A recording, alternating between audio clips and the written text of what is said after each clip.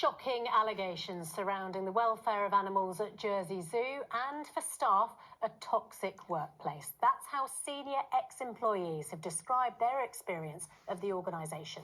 They've spoken exclusively to ITV News, highlighting how they feel some creatures are being kept in enclosures that are unsuitable and therefore being put at risk. Then there are claims of bullying by their former bosses, with one former director allegedly joking he would kill the tamarin monkeys if a keeper didn't do as he said. Meanwhile, one of Gerald Darl's co-founders said these things never would have happened if the great conservationist was still alive. Well, let's get more now from Katia Fowler, who's spoken to the whistleblowers. And Katia, this doesn't seem to match the vision of the man who set up the zoo way back in 1959. It doesn't, does it? I mean, I've been speaking to former employees who were telling me it was their dream to work at Darl because it was so loved and such a prestigious organisation, but how in recent years it turned into more of a nightmare. Now, it's taken about a year to try and secure these interviews because staff have been so concerned about speaking out. Now, just a warning, there are some pictures in my report of animals with quite severe injuries that some viewers may find upsetting. My name, by the way, is Gerald Darl. And if I have one passion in life, it's saving rare creatures from extinction. We were inspired by the fact that he was the first person that ever actually linked a zoo with conservation. Quentin Bloxham was there from the beginning, the right-hand man, here in red, dedicating more than 40 years of his life to Gerald's mission.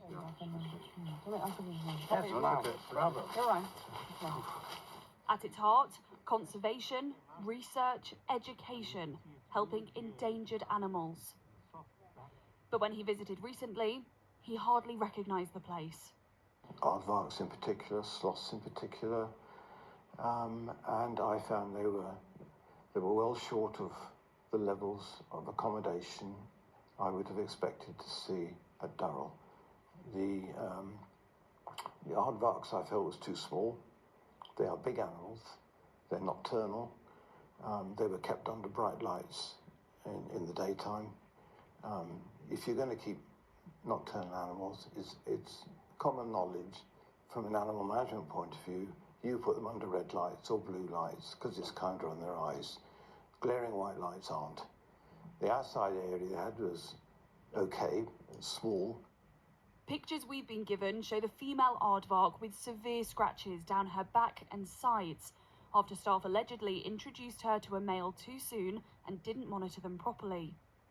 And goats with foot rot due to the poor conditions they were kept in. Well, I've never seen those pictures, and they are unbelievably disturbing. This is not Darl. This is not the Darl I know. It's not the Darl I ever worked with. You knew Gerald better than most. What do you think he'd make of the zoo? I think he'd be very concerned. And knowing the man as I used to know him, this would never have happened. Someone who also dedicated his life to the cause was Dominic Wamel. For 34 years, he was the head of mammals, but the zoo is worlds apart from when he started. Once my dreams and passions, I felt I couldn't fulfill them anymore. I had to leave. Among his most notable work, the first ever release of black lion tamarins into the forests of Brazil. We were encouraged to be champions. If you come and you're lucky enough to work at Jersey Zoo, you're going to be a champion for a species. You can save that species. If you win, we all win. And Darl and the team there would really back people to become champions. And in a way, over the years, I think that sort of feeling and that passion has been, certainly recently, sort of dissipated a bit. And we've got sort of,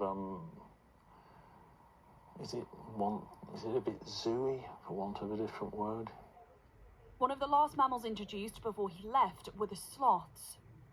Not in their usual rainforest habitat, but on a concrete floor and clinging to metal trees. If you look at sloth, you know, these are tropical animals. They live in dense tropical rainforest. They cryptically hide. They're very sensitive to sounds and vibrations. And they're essentially nocturnal. Well, most of them are, anyway. But they do need to have that sense of security in quiet places. So you need to try and cater to them. And one of the things that, indeed, even in Gerald Darl's books, number one, what are the needs of the animals? You create a habitat. If you create a habitat for an animal, then you're setting up a situation where you can actually learn from that animal. One would have to ask yourself, if you went to the zoo today, a visitor, is the area where the sloth is kept in the stairwell and this, that and the other, and there's lots of people in there, is that appropriate for a sensitive exotic mammal? And is it? Well, if you look at that, I think, I wouldn't like to comment, but I think, people can make their own minds up on that. Yeah. However, animal welfare is far from the only concern. Kate, which is not her real name, is a former member of staff who had an office-based role. She alleges it was a toxic place to work because of the behaviour of the former CEO, Leslie Dickey, and a former director and head of operations, Graham Dick. What would happen if you did speak out as a staff member and you voiced your concerns? Not a lot would change, as in for the good. But there was, a thing about, oh, don't do that, you'll go on Leslie's hit list. That was something that was said quite often. The bullying was so bad that I once heard that the director that's just left said, well, if he doesn't do what I say, I'll just kill some of his precious tamarins, which obviously is just unbelievable. What an awful thing to say. Now, I'm sure he'd never have done it, but even to be thinking like that and saying that kind of thing out loud in itself is just toxic, it's evil, and it's not the kind of company I want to work in. An insight into how far Darl has allegedly drifted.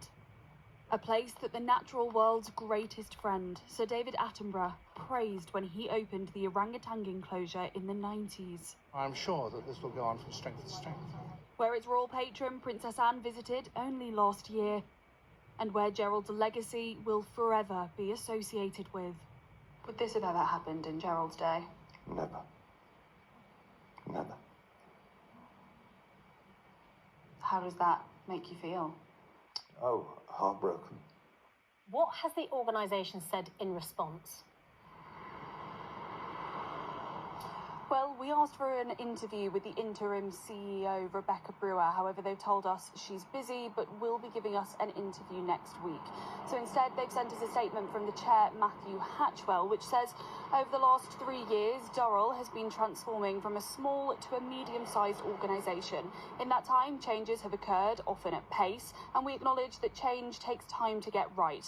We take allegations about poor animal welfare incredibly seriously. In September 2023, we asked Jersey's chief veterinary officer to undertake an inspection into the matters raised around the sloths and aardvarks, and she found no concerns. We have done everything we can to address concerns and will continue to improve how we communicate with our staff and provide opportunities for feedback. We also asked the zoo to send the allegations to the former CEO, Leslie Dickey, and former head of zoo operations, Graham Dick. However, they haven't responded. The zoo have said, though, that regarding allegations about staff behaviour, they cannot comment on these matters publicly and have a duty of care to all employees. I've also previously reached out to Graham Dick myself on social media, but I've been blocked on both my personal and my work account.